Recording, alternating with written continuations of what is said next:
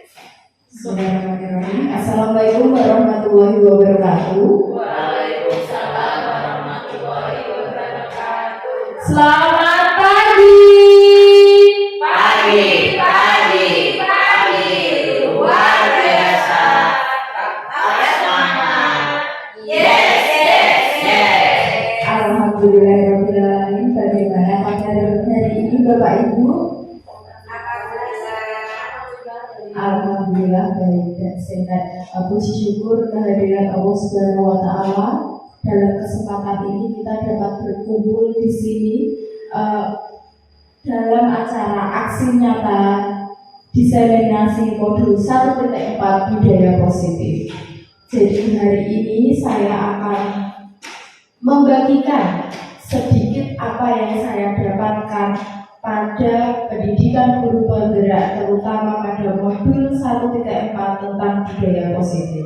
Sebelumnya marilah kita berdoa agar acara pada hari ini dapat berjalan dengan lancar, tidak ada halangan. Berdoa, dipersilakan.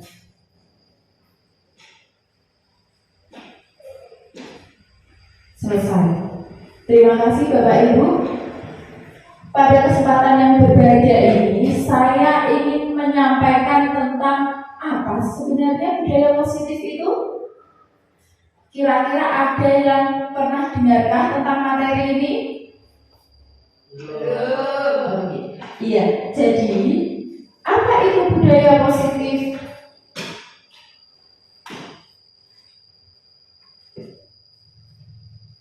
Sebelumnya saya ingin bertanya terkait nanti konsep yang akan kita pelajari pada materi tentang budaya positif. Saya ingin meminta pendapat Bapak Ibu. Apa model hukuman, sanksi ataupun konsekuensi yang biasa Bapak Ibu terapkan di kelas? Silahkan. Menulis tidak bersambung itu ketika anak melakukan tindakan apa, Pak Im?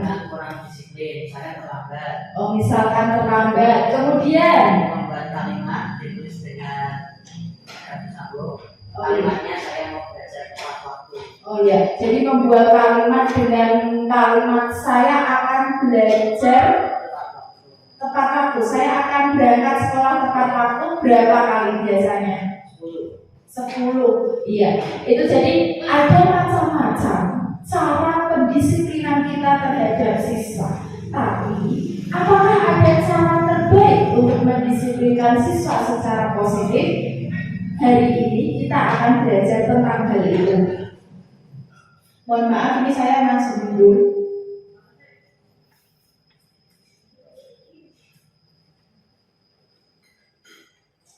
Budaya positif, jadi akan ada beberapa paparan. Yang pertama yaitu sekilas tentang disiplin positif dan juga motivasi perilaku. Karena kan setiap tindakan pasti ada motivasinya. Jadi untuk belajar tentang budaya positif kita perlu memahami akan hal ini. Kemudian kebutuhan dasar manusia. Jadi setiap orang itu punya kebutuhan dasar, termasuk anak-anak kita.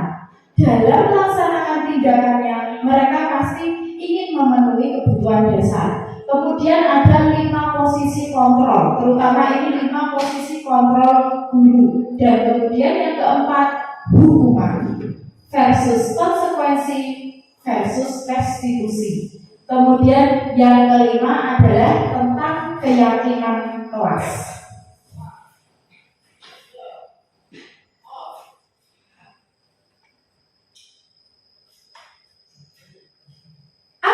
Disiplin positif. Disiplin positif mengacu kepada bagaimana seorang guru memimpin muridnya dalam menumbuhkan disiplin diri karena motivasi internal untuk mewujudkan murid yang merdeka. Jadi pasti sebagai guru kita ingin murid kita menjadi mandiri, mengontrol diri sendiri agar dapat mewujudkan sikap disiplin positif pada diri mereka. Dan ini sangat penting karena untuk keberlangsungan kehidupan murid itu sendiri. Kalau kita dengar kata disiplin, sekilas misalnya kata-kata disiplin, apa yang terbersit dalam pikiran Bapak Ibu? Misalnya disiplin, tertib, taat peraturan, tepat waktu. Ada yang lain? Iya. Kadang-kala kita mengaitkan disiplin dengan aturan. Padahal bentuk disiplin diri itu ada banyak sekali. Ketika kita ingin melakukan atau tidak melakukan sesuatu secara sadar, itu kan juga termasuk bentuk disiplin diri. Dan disiplin diri itu tumbuh ya dari diri sendiri. Sebagai guru kita hanya bisa membimbing, memfasilitasi, memberikan contoh. Tetapi ketika anak ingin atau tidak ingin melakukan sesuatu, itu butuh disiplin diri dan kontrol dari dalam diri mereka. Jadi kita tidak bisa memaksa. Suatu paksaan pasti ada masanya. Kadang kalau kita memaksa pasti sekarang bisa, tetapi tidak untuk durasi yang lama.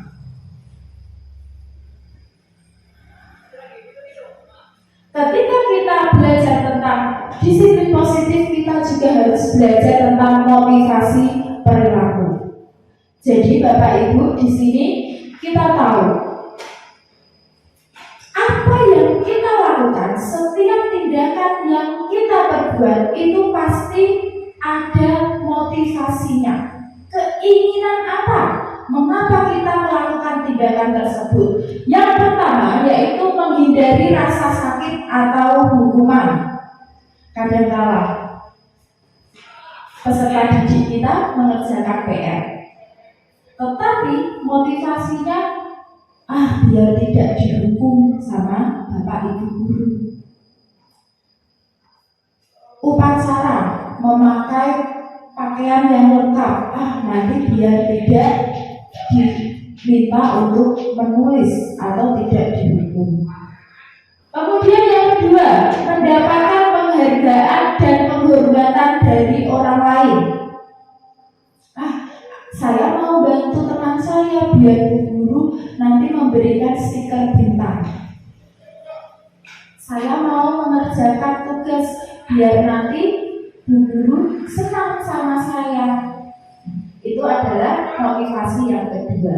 Dan yang ketiga, menghargai diri sendiri. Nah, bedanya di sini untuk motivasi pertama dan kedua itu merupakan motivasi eksternal. Dan yang ketiga merupakan motivasi intrinsik. Ya, jadi mohon maaf tadi ekstrinsik. Yang pertama dan kedua, menghargai diri sendiri inilah yang sebisa mungkin kita tumbuhkan pada peserta didik kita. Peserta didik kita tahu doa belajar. Dia menghargai diri sendiri. Aku ingin belajar, aku ingin menghafal doa belajar agar bisa berdoa ketika akan belajar. Itu dari dalam diri. Jadi tidak yang nanti biar Bu Ida memberikan aku nilai yang baik, nanti biar teman-teman memberikan respon yang baik, bukan karena itu, tetapi karena doa belajar itu sangat penting untuk memulai hari kita dalam pembelajaran. Karena dari dalam doa itu terselip harapan-harapan. Nah, itu yang wajib kita tanamkan pada peserta didik. Dan ini butuh proses, karena motivasi intrinsik itu dari dalam diri sendiri.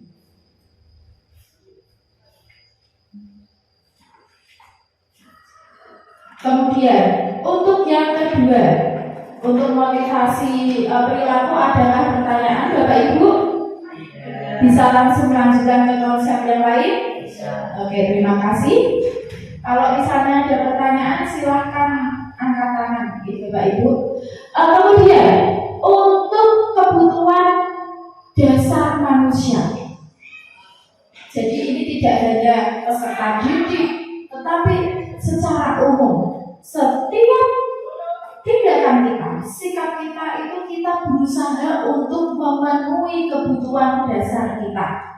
Yang pertama, bertahan hidup. Misalnya apa bertahan hidup? Apa yang kita lakukan untuk bertahan hidup? Makan. Kemudian minum, mendapatkan sandang dan pangan. Itu untuk kebutuhan dasar. Loh, apakah bisa dikaitkan dengan peserta didik kita? Iya, bisa. Misalnya pagi-pagi peserta didik kita duduk lesu, pasti kan kita bertanya-tanya, loh mas, Mbak, kenapa kok kepalanya ditaruh di meja? Pasti kan kita bertanya-tanya, ini kenapa?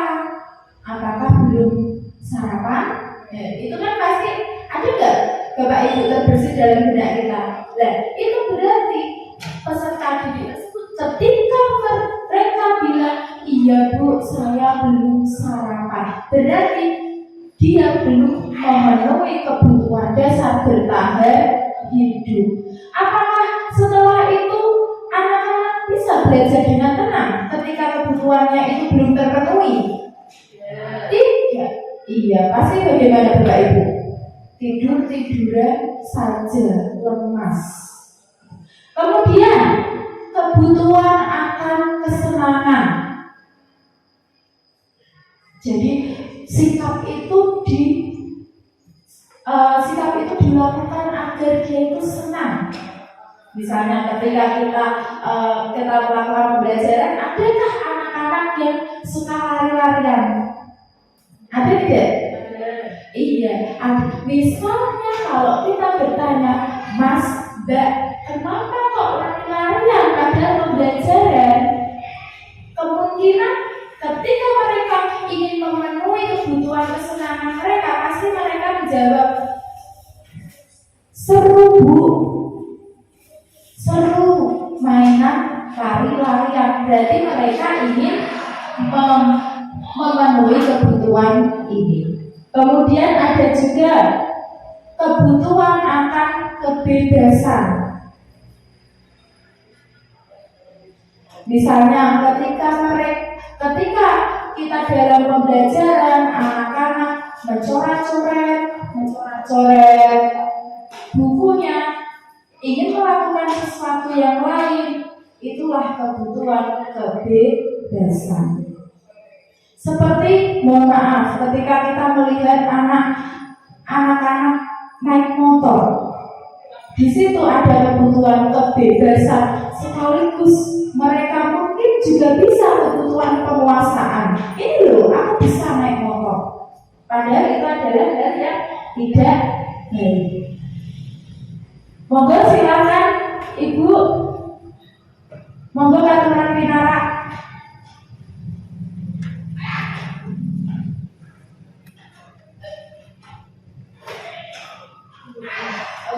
Monggo Bu Murni. Kemudian yang ketiga yaitu kebutuhan kasih sayang dan rasa diterima. Ini. Jadi anak-anak ketika mereka melakukan suatu tindakan, misalnya anak-anak ada yang menjawil temannya. Ketika kita tanya, Mbak, Mas, kenapa kok sukanya jahili temannya? Biar dia suka sama aku. Soalnya dia lucu sih. Soalnya aku ingin berteman sama dia, mengajak berteman. Itu adalah kebutuhan kasih sayang dan rasa ingin diterima. Monggo Katuran Pinara, udah nama-nama Bu. Mohon maaf terlambat. Cantiknya. Soalnya ini saya kami yang boleh tiket. Waalaikumsalam. Monggo silakan. Ini ada, oh iya, saya Bu Murni. Monggo Mbak. Silakan. Iya. Jadi ini kita sampai ke 5 5 kebutuhan dasar manusia, Bapak Ibu. Jadi 5 yaitu bertahan hidup, kemudian kebebasan, kesenangan, penguasaan, dan kasih sayang atau rasa ingin diterima. Jadi setiap perbuatan atau tindakan murid kita itu pasti kita bisa mencari tahu kebutuhannya apa. Ketika kita berhasil mengidentifikasi kebutuhan yang belum terpenuhi, oh tadi tidur-tiduran di kelas, oh ternyata kebutuhan bertahan hidupnya belum makan. Ketika kita bisa memenuhi, kemungkinan dia akan bersikap dengan lebih baik. Oh iya Mbak, nah ini ayo kita pergi beli sarapan di kantin. Setelah makan, pasti insya Allah bisa belajar dengan lebih baik. Seperti itu. Kemudian ini yang konsep ketiga yaitu tentang 5 posisi kontrol guru. Ternyata kita itu punya posisi kontrol yang mana yang biasa kita ambil. Mari kita lihat.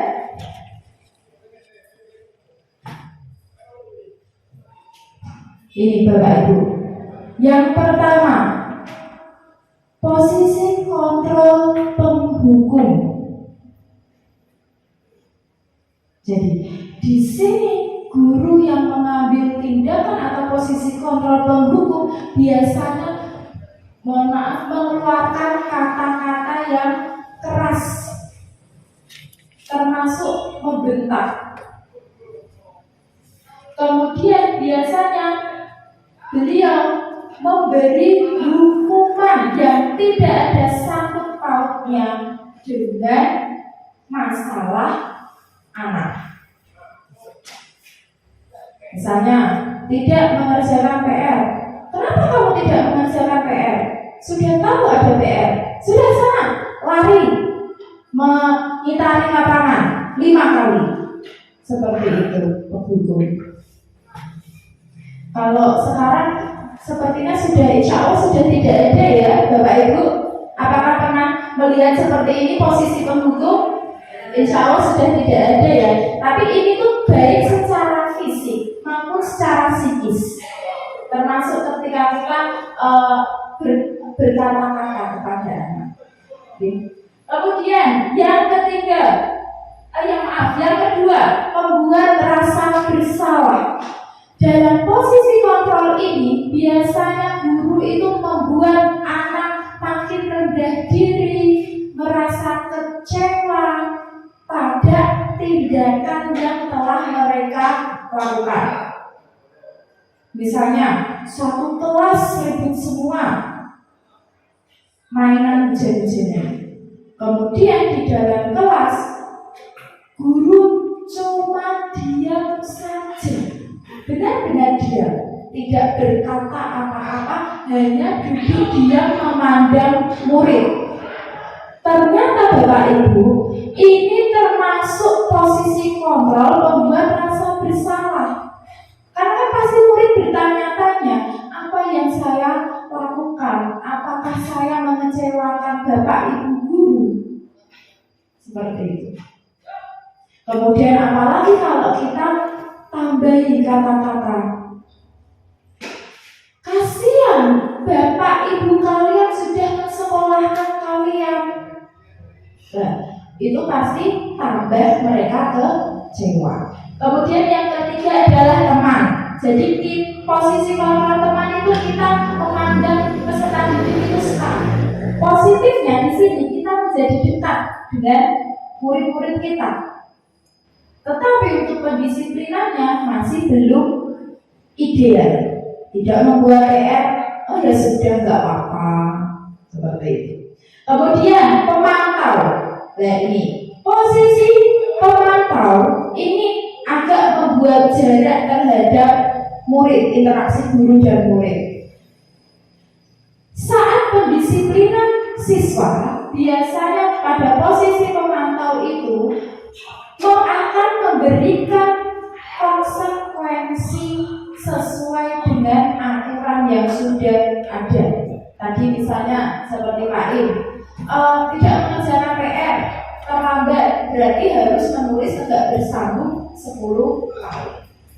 Kalau kira-kira di depan Bapak Ibu bagaimana? Ada nggak konsekuensi aturan ketika dilanggar, konsekuensinya seperti ini? Ada. Dan ternyata itu saya juga di kelas juga seperti itu sebelumnya. Dan ini ternyata berarti kita mengambil posisi kontrol sebagai pemantau. Kalau dipantau jalan, tetapi kalau kita sudah di luar, kita tidak berangkat, tidak berjalan, pasti bubar jalan. Monggo silakan. Kemudian yang terakhir, posisi manajer.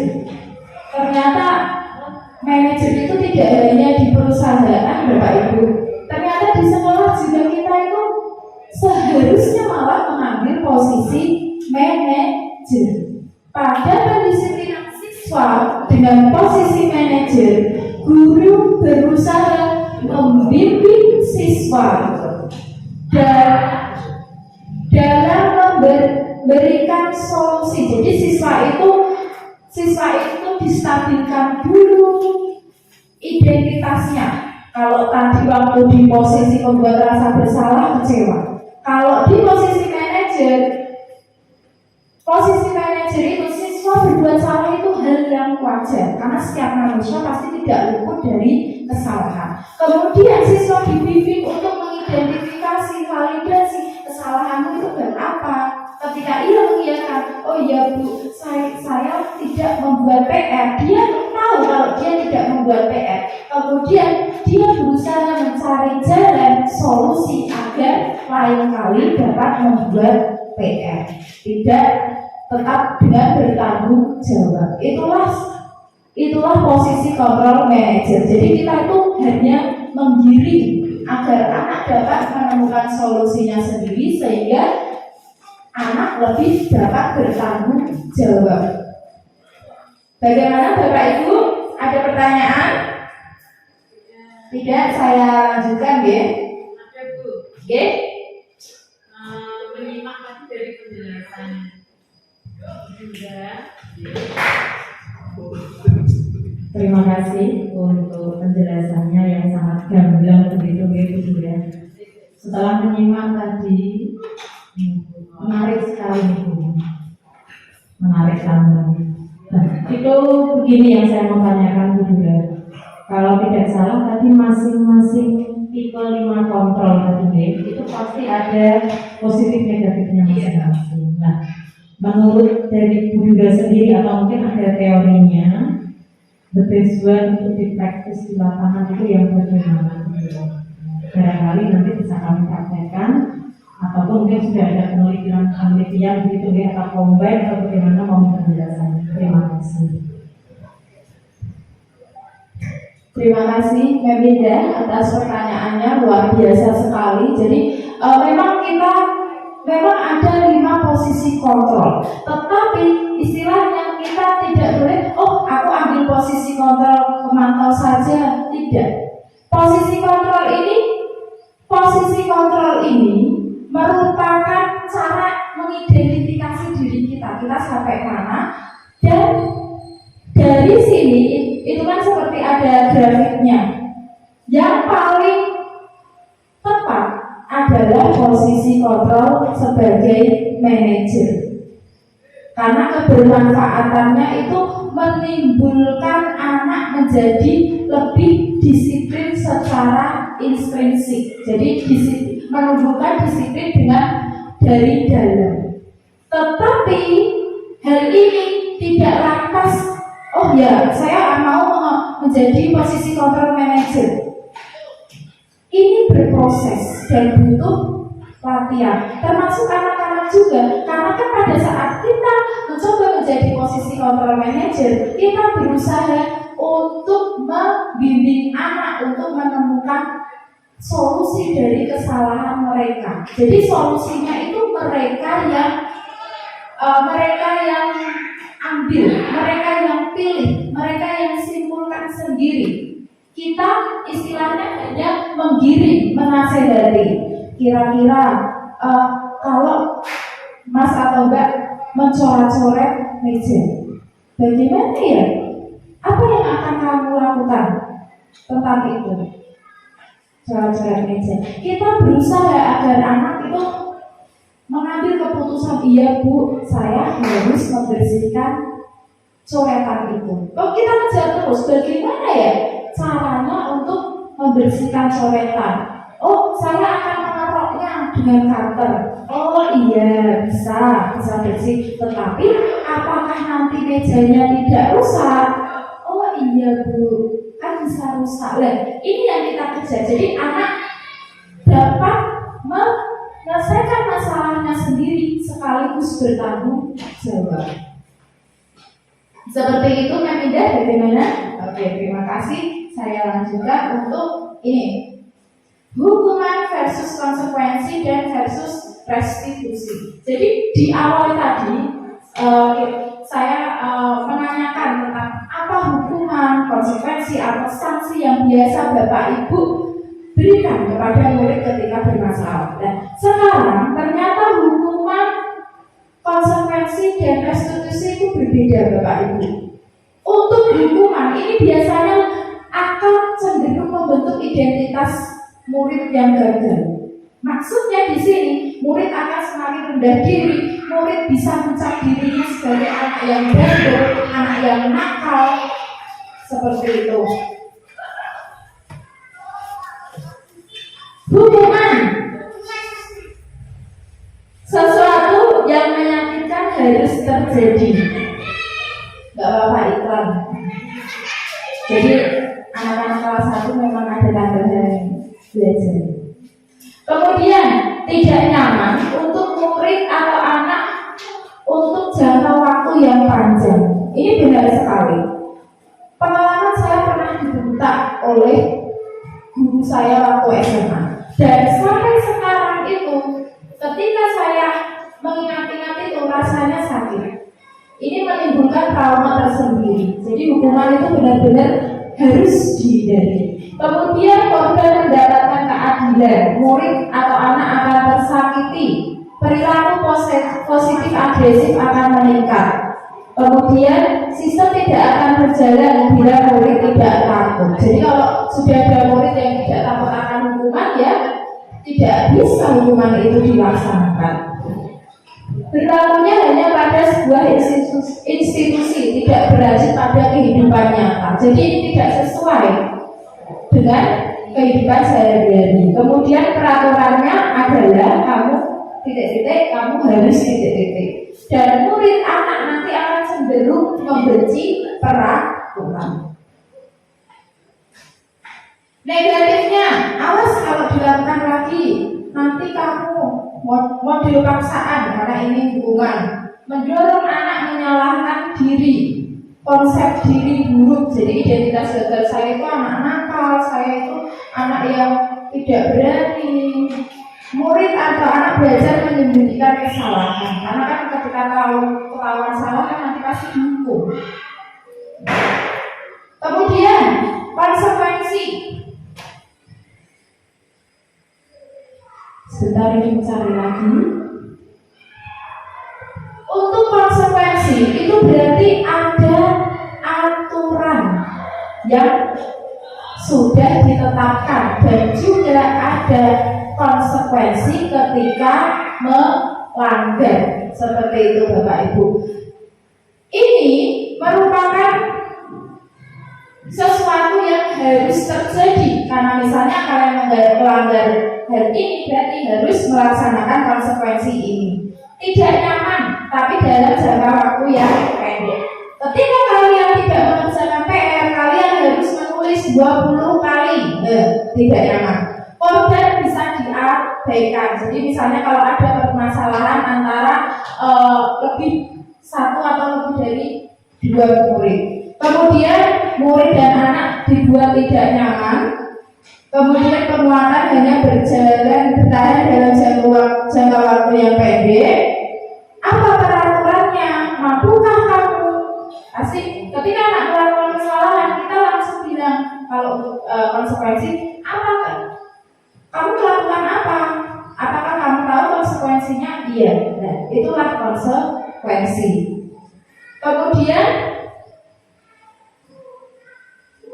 ini membentuk identitas yang netral. Jadi murid tidak merasa kecewa, tapi identitas yang netral. Lakukan apa yang saya katakan, mendorong kepatuhan, konsep diri yang baik. Murid akan belajar taat peraturan.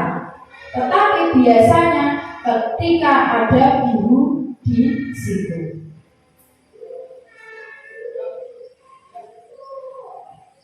Kemudian yang terakhir yaitu restitusi. Apakah ada yang pernah dengar tentang restitusi? Pernah kemarin tapi Iya. Karena kan kemarin kita sempat belajar ya tentang restitusi adalah pilihan. Ketika kita menjadi guru dan mengambil posisi control manager, kita akan menawarkan restitusi, pilihan, solusi permasalahan kalian. Silahkan dipilih seperti apa yang kalian inginkan. Tetapi di dalam restitusi, guru wajib untuk membimbing jalannya restitusi. Seperti itu. Pak Ik, saya boleh dibantu ini kok tidak bisa ya? Korban mendapatkan ganti, kemudian murid anak mendapatkan penguatan. Karena di dalam restitusi ini anak itu tidak akan dicap. Kamu anak yang bersalah, kamu anak yang gagal, kamu anak yang nakal. Tidak, karena kan kita percaya, kita menekankan bahwa setiap orang pasti pernah membuat kesalahan. Anak datang terlambat, apakah kita juga tidak terlambat? Pasti pernah. Dan itulah yang harus kita tekankan.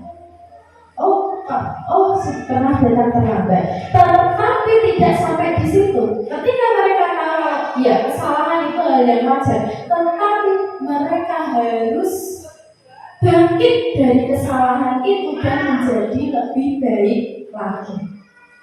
Ini, jadi tidak sampai dulu pernah datang terlambat. Tidak, tetapi harus ada restitusi pilihannya.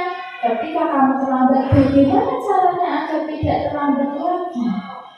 Apa yang harus kamu lakukan? Dan itulah yang paling penting. Kemudian juga fokus pemecahan masalah dalam jangka waktu yang panjang. Dan juga biasanya kita akan memberitahu tentang keyakinan atau nilai-nilai yang ingin mereka tingkatkan atau mereka ingin punya. Besok Mas Tombe ingin jadi apa? Misalnya kasus Orlando, saya ingin jadi polisi dulu. Kira-kira polisi itu sikapnya bagaimana? Disiplin. Nah itu, untuk menjadi seorang yang disiplin, Mbak ingin menjadi seorang polisi berarti harus meningkatkan kedisiplinan. Caranya bagaimana?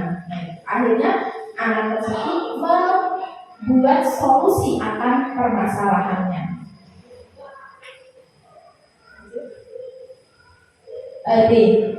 Ini akan membentuk citra diri atau identitas yang positif karena anak-anak pasti anak-anak tahu kalau setiap kesalahan akan kita perbaiki menjadi lebih baik lagi diri kita. Di sini, apakah hal yang ingin sesungguhnya ingin kamu lakukan?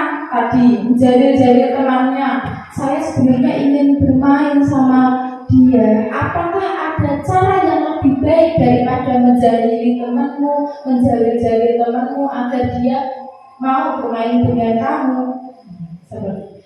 Mendorong disiplin positif, konsep diri kuat, dan murid anak belajar memecahkan masalah. Dan dengan restitusi ini tidak hanya dilakukan di dalam kelas, tetapi kebermanfaatannya akan berlangsung seumur hidup.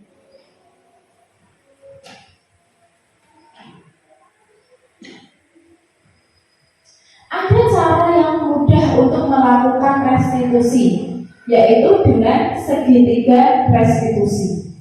Pada segitiga restitusi, mohon maaf, ada beberapa tahapan yang bisa kita lakukan untuk membantu anak menyelesaikan permasalahannya.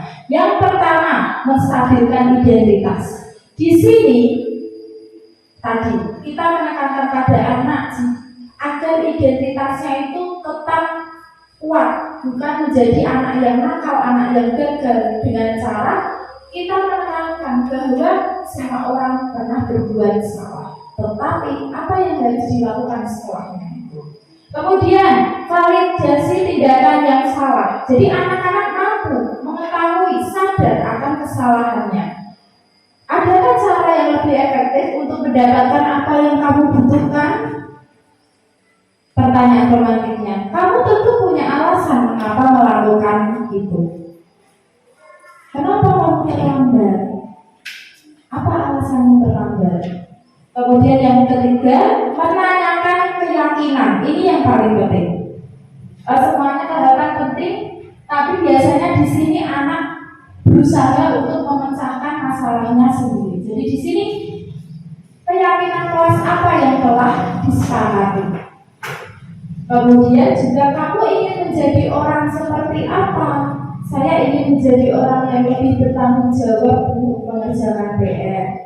Bagus, bagaimana caranya menjadi orang yang lebih bertanggung jawab? Jadi untuk menumbuh kembangkan, meningkatkan keyakinan, nilai-nilai kebajikan pada diri anak. Gitu. Dan sisi ini tidak harus, kalau misalnya kita melakukan restitusi berarti harus 3 sisi ini, tidak. Misalnya langsung menanyakan keyakinan. Ayo, kira-kira nilai atau keyakinan kelas apa yang belum Mbak atau Mas lakukan ketika tidak mendengarkan pembelajaran seperti itu.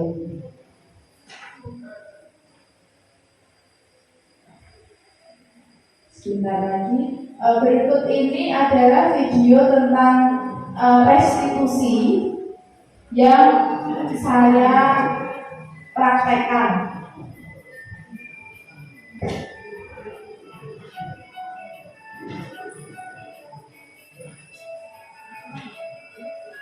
Restitusi adalah proses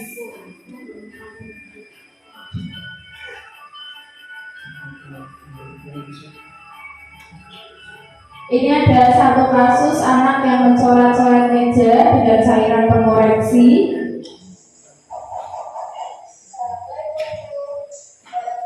Ini kira-kira skenario-nya.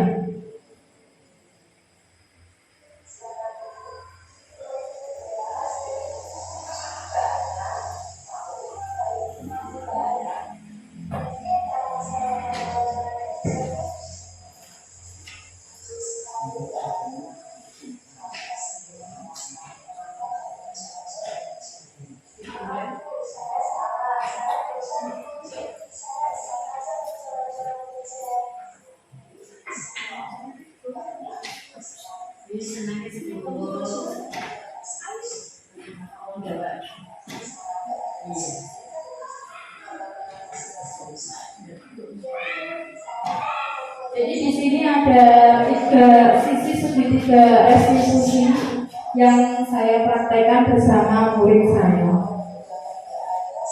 Ini tidak ada 3 menit, jadi untuk restitusi ini.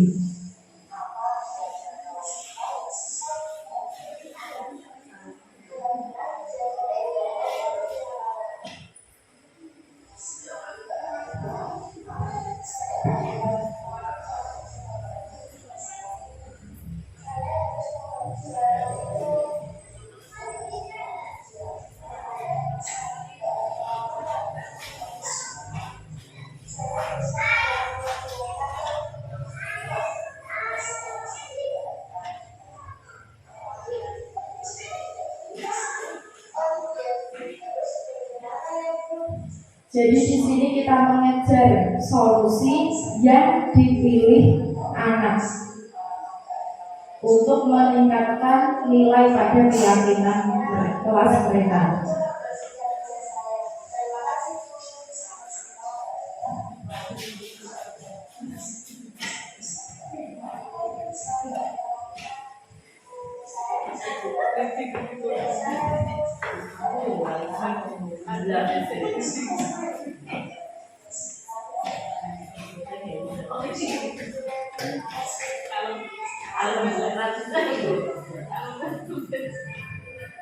Ini untuk yang kasus selanjutnya saya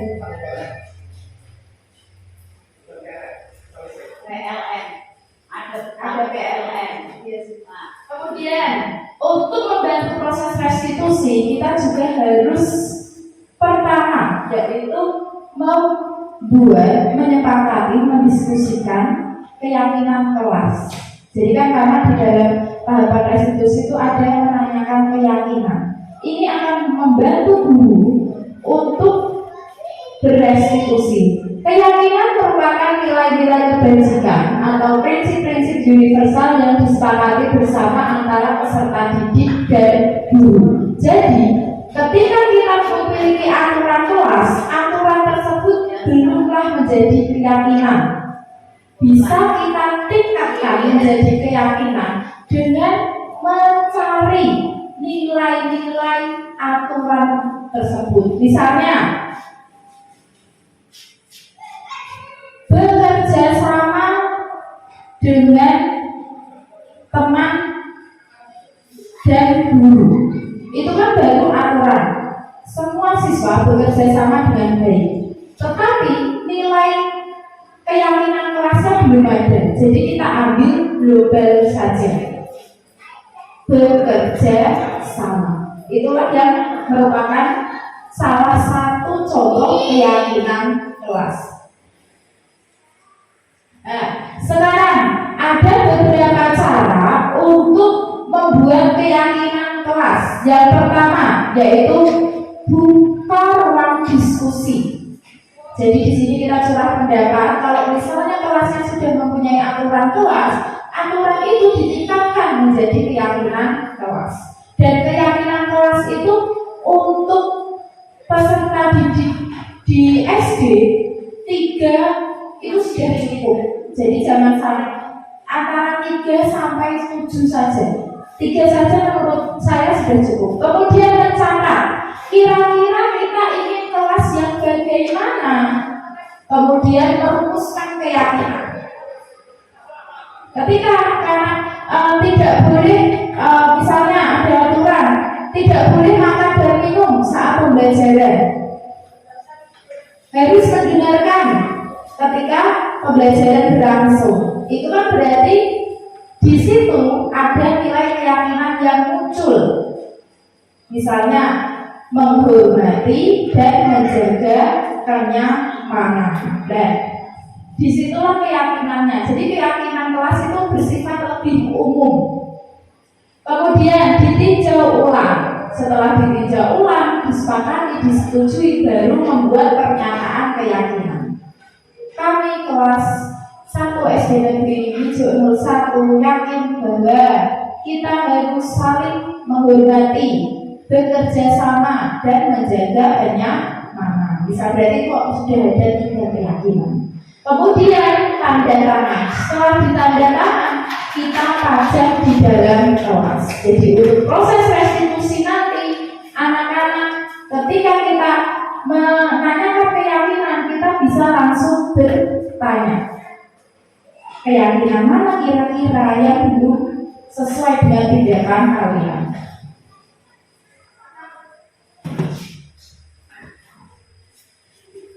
Seperti itu Bapak Ibu, ada pertanyaan untuk paparan konsep-konsep disiplin positif ataupun budaya positif tadi? Oke, terima kasih. Iya. Di mana ada kemerdekaan, di situ haruslah ada disiplin yang kuat. Sungguh pun disiplin itu bersifat self-disiplin, yaitu kita sendiri yang mewajibkan kita dengan sekeras-kerasnya. Jadi disiplin diri ini yang coba kita kembangkan dalam diri anak. Tetapi itu sama saja, sebab jika kita tidak dapat melakukan self-disiplin atau disiplin diri, wajiblah penguasa lain mendisiplinkan diri kita. Dan peraturan demikian itulah harus ada di dalam suasana yang merdeka. Jadi anak-anak ketika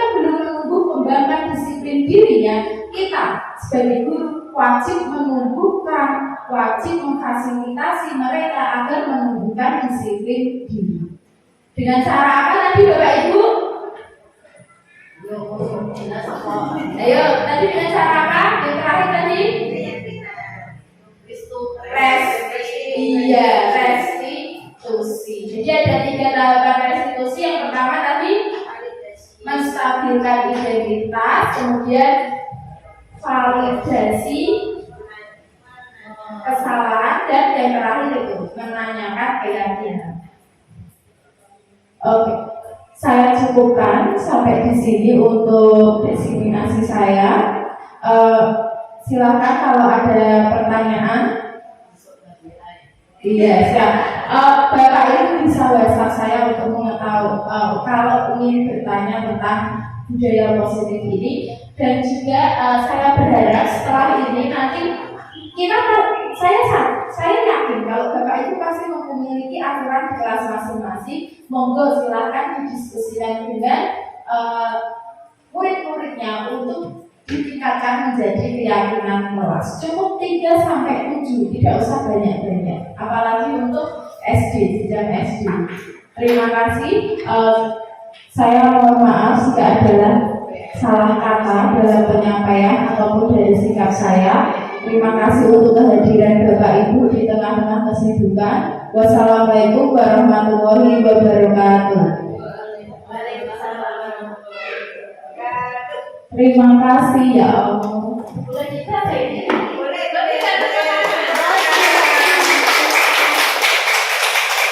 Ada sesi foto enggak?